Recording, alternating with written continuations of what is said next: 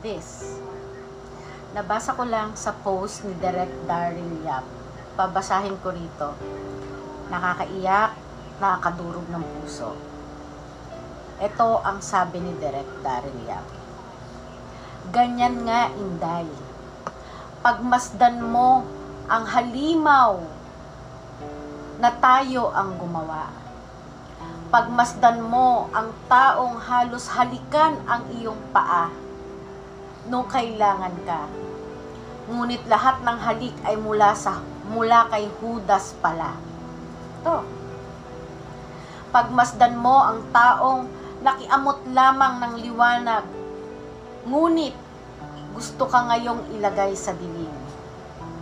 Ganyan nga, Inday. Huwag mong ialis ang mata mo sa traidor. Tanging mga tao lamang na pagtraidoran lang ang makakaunawa sa nararamdaman mo ngayon, which is totoo. Yung galit, ngit-ngit, inis at sakit.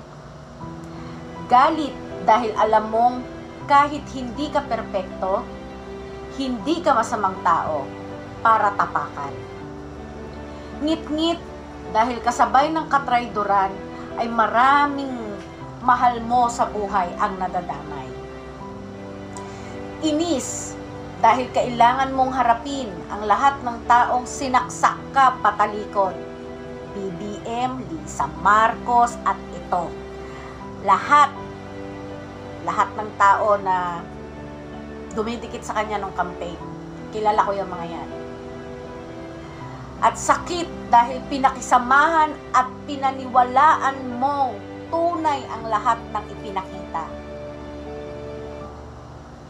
Alam ng lahat ng napagtraidoran na walang traidor na nagtatagumpay. Walang traidor na nagtatagumpay. Wala silang maipagmalaki, wala silang pwedeng maliitin. Dahil ang mga traidor, kahit anong itsura, hugis, anyo at laki, tuwing pinagmamasdan sila ng tao, ay hindi nila maikukubli. Ang nakikita nila ay maraming mukha ng inggit, ambisyon, kataksilan, at kawalan ng sariling kakayahan. Kaya sila traidor ay dahil hindi nila kaya ng harapan. Hindi nila kaya ng harapan. Ganyan nga, Inday. Harapin mo ang traidor. Napakagandang mensahe galing kay Direk Daryl Yap. Napakaganda.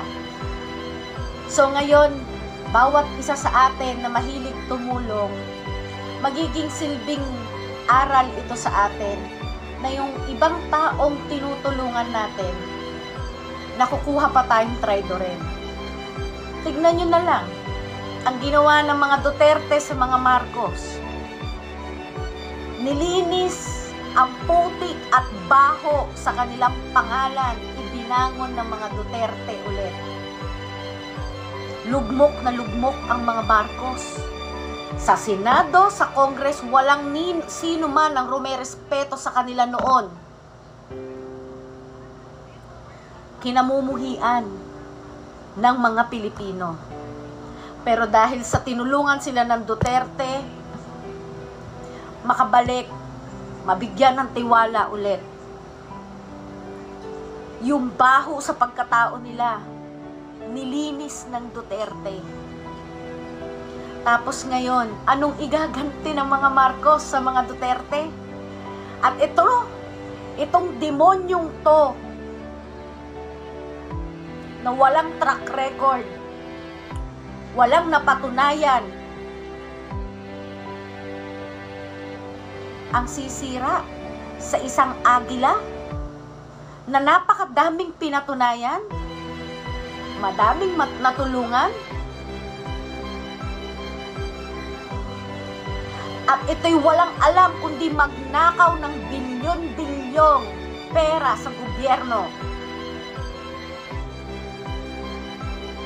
na dapat idinadagdag na lang sa sweldo ng mga pulis, teacher, nurses, sundalo. Saan napupunta? Ninanakaw nento at ni Marcos, ng asawa ni Marcos, ni Lisa Marcos at ni Bongbong Marcos.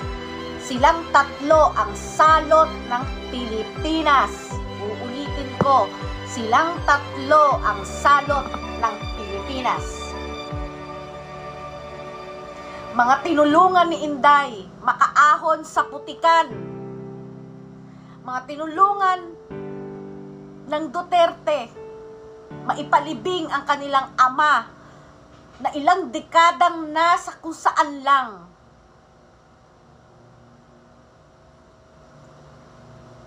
Kahit sa totoong buhay, kahit sa ating normal na tao, pag may tinulungan tayo, sasalbahihin pa tayo ng mga tinulungan natin. Lalo na pag pera ang involved. Kaya itong mga ito, wala nang sasantuhin ito. Ginamit lang nila si Inday, ginamit lang nila ang mga Duterte. Wala nang makalinawan sa kanilang pag-iisip dahil sila'y mga bangag, mga adik. Tama yan, Inday. Titigan mo ang mukha ng lalaking yan.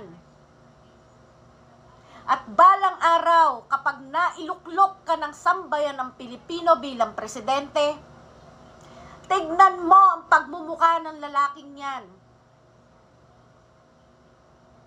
Ilagay mo sa dapat niyang kalagyan.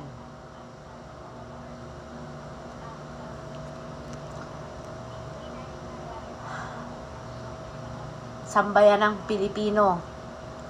Sa mga teachers na sumusuporta sa inyong dating DepEd Secretary, sa mga kapulisan, sundalo na nagmamahal pa rin sa mga Duterte,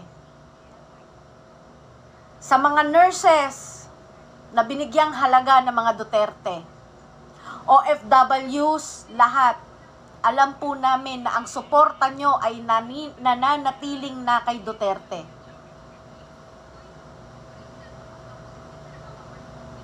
Itong taong to, Bongbong Marcos, hindi kita tatawagin presidente dahil hindi mo alam kung paano maging presidente. Yang asawa mo, na akala mo kung sino, kahit kailan, hindi magkakaroon ng anak na presidente.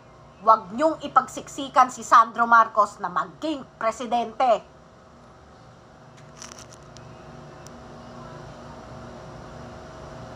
Sobra na kayo. Sobra na kayo. Gusto nyong makita ang People's Power 2.0? Sige, ibibigay yan ng Luzon, Visayas at Mindanao. Tandaan nyo yan. Itaga nyo sa bato yan.